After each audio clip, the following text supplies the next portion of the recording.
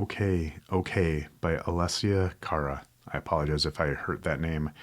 Fake it until I make it ring true. One day, I'm gonna be better at feeling cool. Fake it till we make it.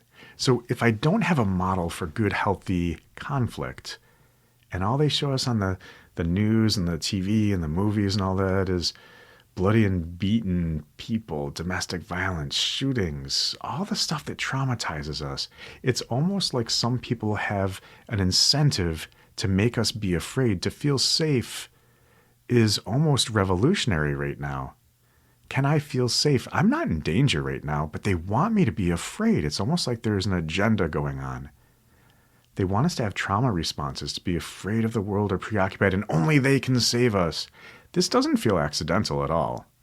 I've learned not to create false stories in my head or assume their motivation unless I have evidence. So people do profit from you being afraid. If the world is unsafe and only by buying my product can you feel safe, well, then that benefits them and only them. In marketing, there's actually a strategy to make people create fear, create a need in people that they didn't have before that commercial. We have the power to change this. We don't have to cooperate with that.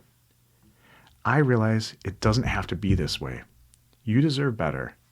You're the ones that are going to be called on to create a better world.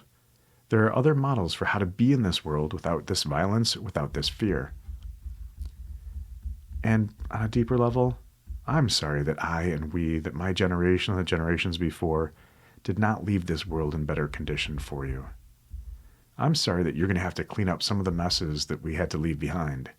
I guess we didn't have to leave behind, but we left behind. You deserve better. Please, leave it in better shape than you found it. Thanks for doing that hard work. Thank you for taking it seriously. Thank you for pushing yourself to grow and develop and be in a place where you can make it better. All right, in conflict, try this. Lower your voice when talking to them. It calls their attention away from the intensity. Obviously, if the situation is physically dangerous, leave and get yourself safe.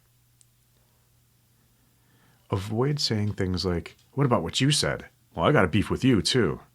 That doesn't help during a conflict, especially if it's right after they brought up something. Go ahead and listen first. Take your turns.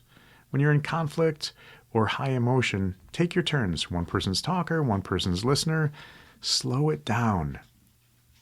It feels dismissive when you do, "Well, what about you? And I got a beef with you, too. You do it, too."